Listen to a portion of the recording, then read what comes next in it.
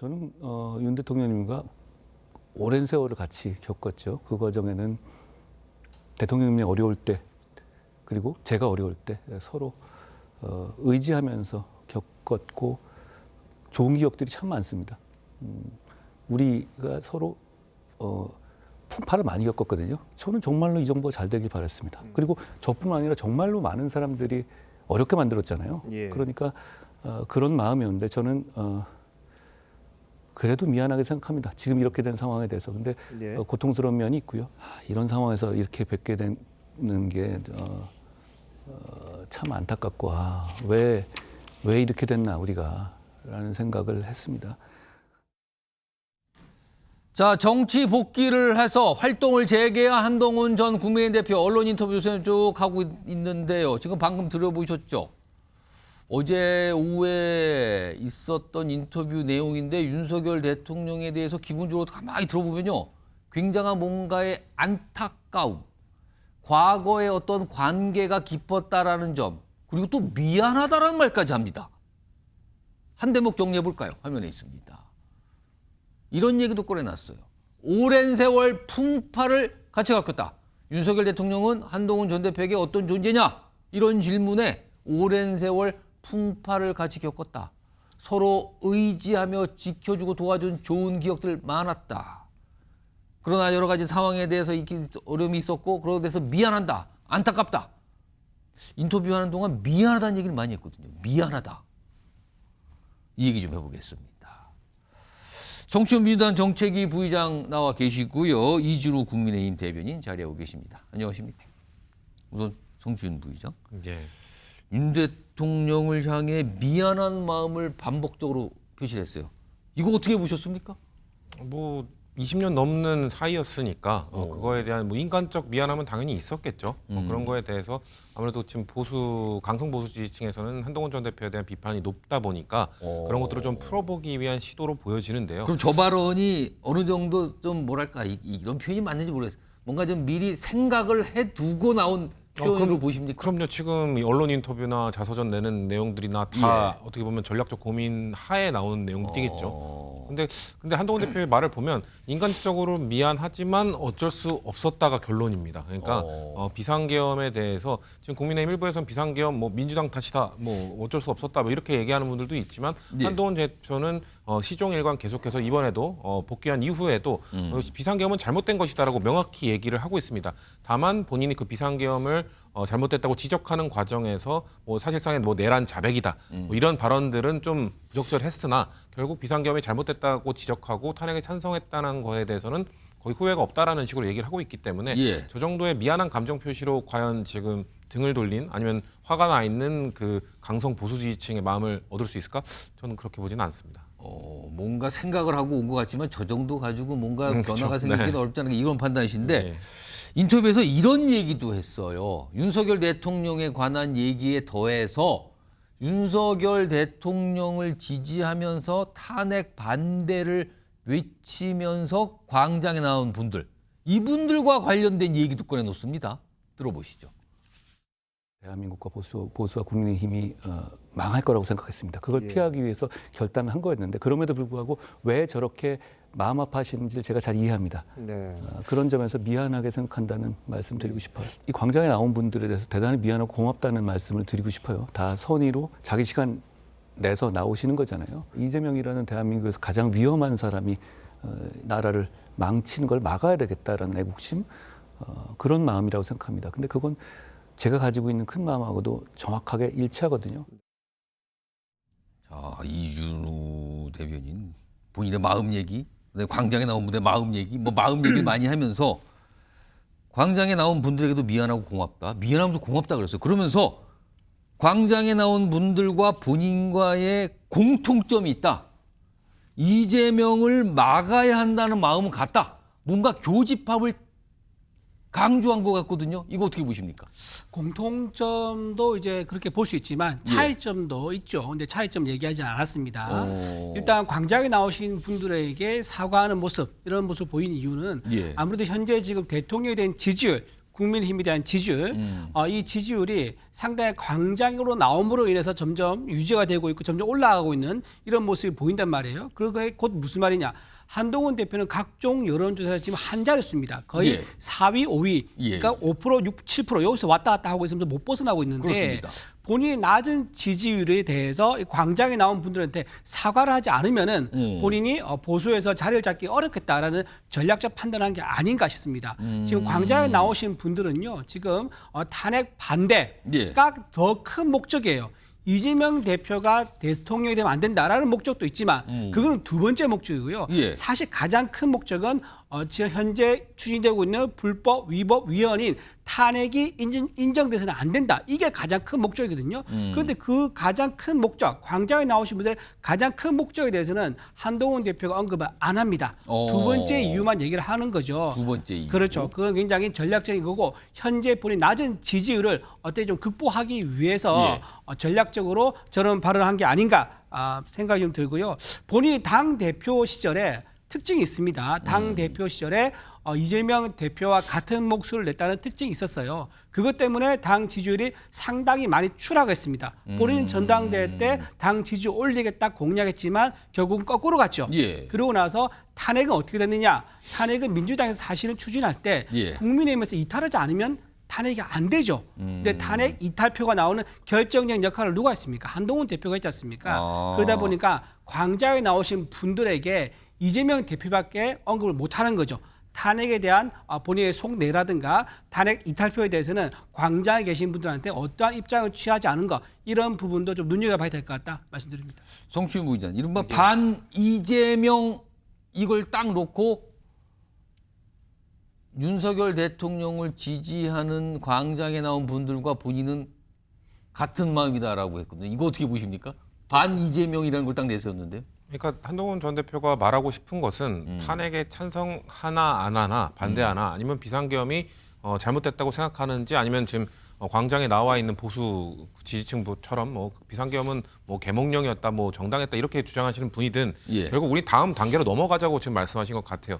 결국 이 민주당을 이기기 위해서 이재명 대표를 이기기 위해서는 우리가 뭉쳐야 되는 것 아닙니까라고 지금 주장을 하고 있는 건데 근데 보수의 지금 갈등이나 이런 대립이 과연 예. 이걸 넘어서서 바로 이재명 대표와 대립할 사람, 이재명 대표를 이기기 위해 뭉치자 이 말이 통할 수 있을까? 저는 의구심이 있거든요. 아, 그게 지금 저렇게 뭔가 생각해서 그렇게 이재명 대표, 반 이재명이라는 어떤 화두를 던졌지만 그게 과연 이른바 윤석열 대통령을 지지하는 강성 보수층에게 통할까? 이건 의심스럽다는 겁니다. 그렇죠. 이게 통합하기가 어려워 보인다는 겁니다. 왜냐하면 한동훈 전 대표가 사실 복귀하고 지금 이 자서전을 내기 전부터 친윤 뭐 윤상현 의원 같은 경우는 지금 대통령의 시간인데 왜 나오냐 이런 식으로 엄청난 견제를 하지 않았습니까? 예. 그런 걸로 봤을 때 그리고 전 그런 민주당 입장에서는 그렇습니다. 뭐 탄핵을 반대하는 분들 그런 걸 떠나서 탄핵을 소추안을 통과시키는데 한동훈 전 대표가 큰 역할을 했지만 그 이전으로 돌아가면 비상계엄을 해제시키는데도 한동훈 전 대표가 큰 역할을 했죠. 친한계 의원들이 해제 투표를 같이 했기 그렇습니다. 때문에 예. 그렇기 때문에 한동훈 전 대표는 그걸 주장하고 싶을 겁니다. 아마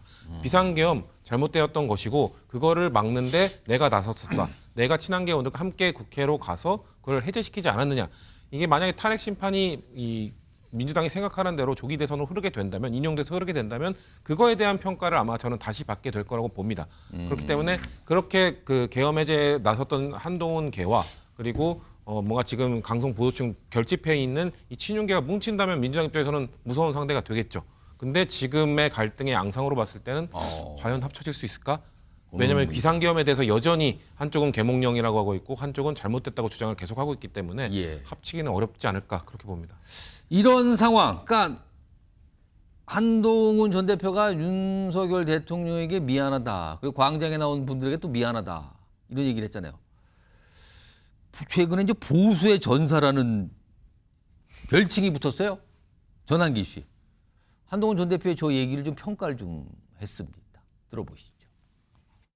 윤석열 대통령 구치소 갇혀 있게 된 원인 중에 하나가 사실은 한동훈을 비롯한 그 친한계가 찬성했기 때문이라고 국민들이 생각하고 있고 그건 탄핵에 팩트예요. 찬성해서. 그래서 한동훈 대표도 마찬가지로 전 대표도 이거 지금 이제 반성을 하잖아요. 예. 원래 저도 그렇고 인간은 누구나 다 실수를 해요. 네. 그죠? 실수하니까 이거에 대해서 중요한 거는 반성하고 잘못했다라고 용서 구하면 저는 이제나요 가능하다고 보거든요. 한동훈 대표가 저는 그나마 감사하다는 생각이 들었어요. 그런- 이재명 지지하지 않고 예. 다시 돌아오는구나 생각이 들어가지고. 이준우 대표님 지금 전환길 씨는 굉장히 긍정적 보수의 전 사람 별칭이 붙은 전환길 씨 굉장히 긍정적 평가했는데 조금 강성 지지층과의 관계 회복이 가능하다고 볼 수 있을까요? 지금 좀 전에 방송 들어오기 전에 전환기 씨가 아까 아침에 저 아침 방송인 것 예, 같더라고요. 아침에 한 얘기요. 저 입장에 대해서 다시 본인이 자기 입장을 냈어요. 뭡니까? 냈는데 저는 일관되게 한동훈 대표에 대해 비판적 입장이다.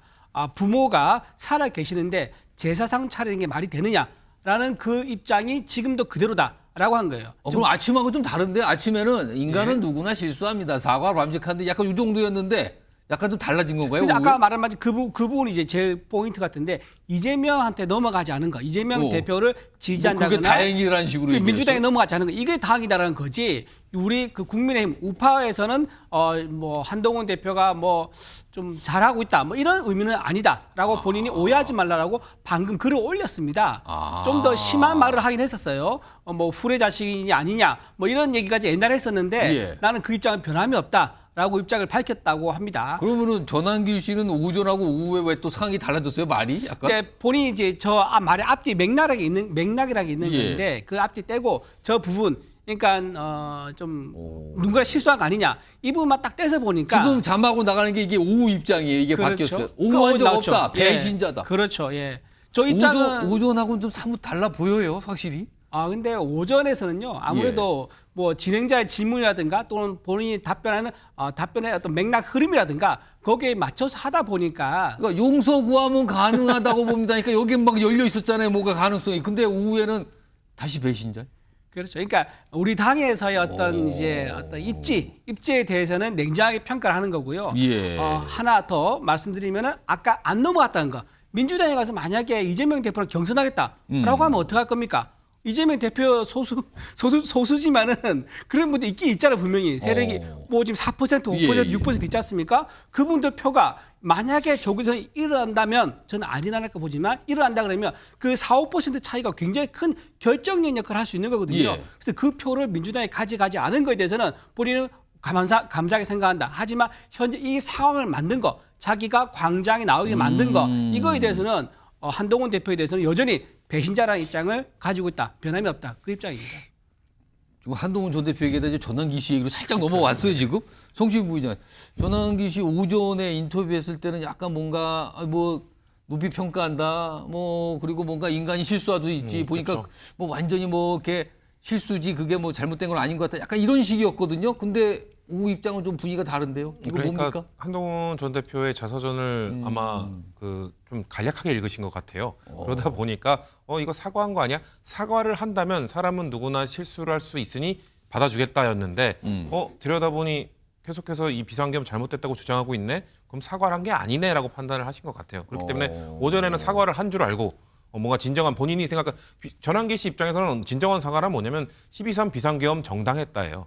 정당했다라고 주장을 해줘야 되는 거예요. 그러니까 이른바 그런 얘기했죠. 뭐 계몽령 그렇죠. 뭐 그런 거에 얘기를 동의를 해줘야 받아주겠다는 건가요? 받아준다는 건데 한동훈 전 대표 입장에서는 비상계엄 정당했다는 말을 할 수가 없죠. 본인이 지금까지 비상계엄 해제도 했고 아까 말씀드렸던 비상계엄 이후에 뭔가 그 탄핵 전국 이후에 본인이 가져갈 이득 그런 것들 이권들을 다 내려놓게 되는 것이기 때문에 근데 저는 이 상황에서 전환길 씨가 뭐 당대표인가요? 왜 우리가 전환길 씨가 용서를 해주면 용서가 인정되는 것이고 전환길 씨가 배신자라고 하면 한동훈 전 대표는 배신자가 되는 건가요? 왜냐하면 이분이 예. 요즘에 이 이른바 이제 국민의힘에 많은 분들이 거론하고 보수층 내에서 그러니까요. 보수의 전사다 막 이렇게 명칭을 받고 있어요. 그러니까 지금. 뭐 쌍권 위에 권영세 예. 그 권성동 위에 양전 있다라는 게 전환길 정광훈 있다는 게 진짜 드러나는 건 아니겠습니까? 집회 때 이제 마이크를 잡는 그런 인물의 것도 대표격이 있고, 돼버렸어요 그렇죠. 지금요. 최근에 또 박수영 의원 단식하는 데 가서 이렇게 목도리를 이렇게 감싸주는 보통의 당대표급이 하는 행보를 지금 보이고 계신데 예. 지금 저 모습 나오고 예, 맞습니다. 전환길 씨의 발언 하나에 이렇게 좌지우지되고 뭐 분위기가 휩쓸려가는 국민의힘 공당으로서 괜찮은 건지 좀 되묻고 싶습니다. 알겠습니다. 저는요, 그 지금 일반 국민이 저렇게 목소리를 내면서 우파의 예. 목소리를 대변하는 모습에서 우리 당에서는 굉장히 유연하게 받아들입니다. 하지만 민주당 입장에서 한번 보세요. 국민 중에서 과연 저렇게 목소리 내는 사람 있습니까? 감히 이재명의 일극 체제에 도전하는 예. 일반에 대해서 과연 이재명 대표가 받아들일지 아마 그 차이라고 좀 봐야 될 것 같아요. 알겠습니다. 살짝 또 덧붙이셨어요. 이런 상황에서 어제 국민의힘 지도부가 박근혜 전 대통령 이 사저 예방을 했거든요. 근데 거기에서 박근혜 전 대통령이 했다고 소개가 된 말, 요게 한동훈 전 대표 쪽 입장에서는 굉장히 뼈가 있는 거 아니냐? 이렇게 좀 분석도 나왔거든요. 자, 그러면 어제 그 얘기, 박근혜 전 대통령의 메시지, 그리고 이에 대한 한동훈 전 대표 측의 반응 연속해서 들어보겠습니다. 돌이켜보건대 개인의 소신이야 항상 있을 수 있지만 집권당의 대표가 소신이 지나쳐서 사사건건 계집각을 세우는 것은 바람직스럽지 않다. 힘을 합쳐야 한다. 개인 행동이 지나치면 상황을 더 어렵게 할 수 있다. 이런 말씀도 주셨습니다. 굳이 많은 말들이 있을 텐데 그 말을 와서 옮겼잖아요. 예. 그러니까 박근혜 대통령이 그것을 옮기는 것에 대해서 찬성하셨을지도 그것도 저도 의문이에요. 그렇게 통합의 메시지를 내신 분인데 예. 굳이 이 보수를 그 대선을 앞두고 보수 분열의 워딩을 그렇게 옮길 필요가 예. 뭐가 있겠냐는 거죠. 그러니까 예. 그것이 박근혜 대통령의 그 탄핵수출위원장을 따뜻하게 품어준 박근혜 대통령의 정신에 맞지 않다고 생각을 합니다. 아, 이렇게 약간 불만 표시를 했네요. 아니, 박근혜 전 대통령이 얘기한 게 많을 거고, 뭐 통합도 얘기했다 그러는데 그런 걸 강조를 해야지 왜 집권당 대표가 소신이 지나쳐서 대립각을 세우면 안 된다. 이거 누구 떠오르는 얘기를 왜 하는 겁니까? 약간 이런 불만인데. 이준우 대변인, 한동훈 전 대표 측의 약간 이의제기, 문제제기 어떻게 들으셨습니까? 저는요, 그 박근혜 전 대통령이 많은 말을 한 것 중에서 왜 하필이면 이 말을 했느냐라고 얘기하는데요. 모든 사람들의 대화, 대담, 메시지는요, 핵심 단어라는 게 있습니다. 핵심 요지가 있고 키워드가 있는 거죠. 예. 그날 박근혜 전 대통령과의 만남에서는 당 대표라는 사람이 본인의 소신이라는 핑계로 해가지고 당의 분열을 가져오게 돼서 굉장히 우려를 나타냈다. 그게 전체 대화에서 핵심이 될 수 있는 거예요. 그런데 그걸 가지고 문제 삼는 거 저는 적절하지 않다고 생각하고요. 누가 당 분열을 이끌어 왔는가 스스로 거울을 봐야 된다. 당 대표 5개월 동안 사사건건 대통령과 부딪히면서 이재명 대표와 같은 발언을 했던 당 대표가 분열에 대해서 말할 자격이 있는가 그 말씀 좀 드리고 싶고 또 한동훈 대표가 만약에 정말로 이 문제를 정면 돌파하고 싶다 그러면요 광장에 나가야 돼요. 광장에 나가서 연단에 올라와서 마이크를 잡아야 됩니다. 그 어느 광장을 말하는 겁니까, 그럼? 국민의힘의 그 우파 지지자 있는 그러니까 광장이죠. 탄핵 반대 그럼요. 집회가 열리는 광장으로 그럼요. 가야 된다. 그렇죠. 저렇게 본인을 떠받들어주는 그런 장소만 가는 게 아니라 예. 미리 짜여져 있는 장소만 가서 자기가 듣기 좋은 말만 하는 그런 장소가 아니라 예. 본인이 추진했던 탄핵에 대해서 설명도 하고 그리고 가장 중요한 건 지금 탄핵 반대하지 않습니까? 예. 그 이유가 헌재의 불공정 문제거든요. 예. 헌재 편향성 문제를 연단에 올라와서 본인이 직접 말해야 됩니다. 그런데 한동훈 대표는 우리 법 연구의 카르텔 한마디도 안 해요. 그리고 헌재에서 일어났던 수많은 위법 절차적 미비상 말 안 합니다. 예. 그리고 증거, 박선원 의원이 필적이 나왔다는 그 홍장원 차장의 메모 이거에 대해서 필적 감정을 받아야 되는데 거기에 대해서 목소리를 안 냅니다. 이렇게 속도전으로 밀고 가고 있는 헌재 폐영상에 대해서 말 한마디 하지 않는 한동훈 대표에 대해서 어떻게 국민들이 우파로 돌아왔다. 옛날에 한동훈이 아니고 우리 한동훈이 달라졌어요. 라고 생각할 수 있겠습니까? 그래서 저는 한동훈 대표가 자기를 떠받쳐주는 좋은 자리에만 갈 것이 아니라 예. 광장에 나와서 실제로 그 사람들 앞에 서서 마이크를 잡고 외쳐야 한다. 이런 겁니다. 정치윤 부의장 외쳐야 한다 그러는데 그런 일이 있겠습니까? 지금 상황에서? 좀 그렇게 되면 한동훈 전 대표의 색깔은 완전히 잃게 될 거라고 보고요. 저는 박근혜 전 대통령이 저런 말을 할 자격이 있는가라는 걸 되묻고 싶습니다. 왜냐하면 본인은 대통령도 하셨지만 대표도 하셨잖아요. 대통령 때는 본인에게 뭔가 사사건건 다른 이야기를 했던 뭐 유승민 원내대표나 이런 사람들을 배신자 낙인 찍고 영원히 계속해서 뭔가 보수 진영에서 되살아나지 못하게 만들었지만 본인이 대통령이 아닌 당대표 시절 이명박 정부 때 대통령과 사사건건 대립했던 당대표 아니었습니까? 그때는 이명박 정부가 인기가 없으니까 당대표와 사사건건 뭔가 대립각을 세우면서 대통령과 차별화를 하면서 2012년에 결국 대선에서 승리하시지 않았습니까? 본인의 그런 모델도 있으면서 왜 한동훈 전 대표에게만 그런 거를 강요하고 뭔가 요구를 했을 때 확실히 당대표일 때랑 대통령일 때랑 그럼 생각이 달라지신 건지 당대표 때는 분명 대통령에 대해서 쓴소리도 하고 뭔가 대립각도 세우셨으면서 대통령을 하시다 보니까 그때는 또 쓴소리가 듣기 싫었던 건지 그렇게 봤을 때 박근혜 대통령이 저런 이야기를 했을 때 국민들이 과연 공감해 줄 수 있을까? 저는 그렇게 보지 않기 때문에 한동훈 전 대표가 본인의 색깔을 잃지 않는 것이 전 더 중요하다고 생각합니다. 예. 방금 배신자 이제 말씀하셨는데요. 배신자 낙인 찍기가 저는 아니라고 말씀드리고 싶어요. 과거에 김민석 의원, 예. 김민석 의원이 이제 김민세라고 해가지고 배신자로 이제 본인이 찍혔지 않습니까? 예. 그때 왜 그랬습니까? 노무현 전 대통령이 김민석 의원이 서울시장 출마했을 때 도와줬는데 예. 본인은 나중에 정작 노무현 전 대통령이 후보로 나왔을 때 도와주지 않았단 말이에요. 예. 그러면서 배신자로 찍혔는데 그거는 누가 찍어준 게 아니에요.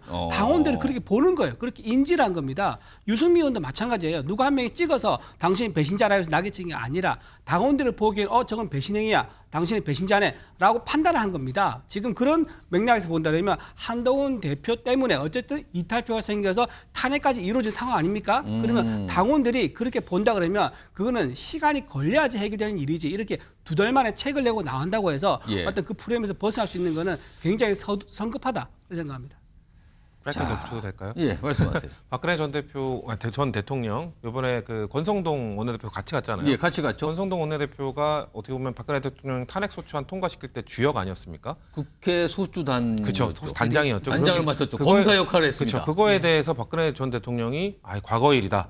용서해주겠다라고 사과하고 그랬어요. 그러지 않았습니까? 예. 그런 것들처럼 탄핵 소추안을 통과시켰던 것에 대해서 그 단장 역할까지 했던 권성동 의원에 대해서 용서를 해줬으면서 본인에게 다른 목소리를 좀 냈던 사람에 대해서는 아직도 용서를 못한다. 저는 박근혜 대통령이 좀 더 마음을 넓게 가지셔야 되는 거 아닌가라는 말씀드리고 싶네요. 그때 그 이제 탄핵소추 대리 예. 단장했던 이유는요. 당시에 법사위 위원장이 권성동 의원이었어요. 그렇죠. 법사위원장. 그렇죠. 법사위 위원장이면 당연직으로 탄핵소추 대리인 어쩔 수 단장이 없었다, 됩니다. 그 자리는. 예, 그런 의미인 거지. 본인이 나서서 이제 본인 선택해서 앞장선 건 아니다. 그 말씀드립니다. 두 분 말씀 들어보니까 한동훈 전 대표가 복잡한 과제를 지금 갖고 있는 거군요. 지금요. 그래서 인터뷰에서 윤 대통령을 향한 미안하다. 광장에 나선 분들에게 미안하고 고맙다. 이런 얘기를 한 걸까요?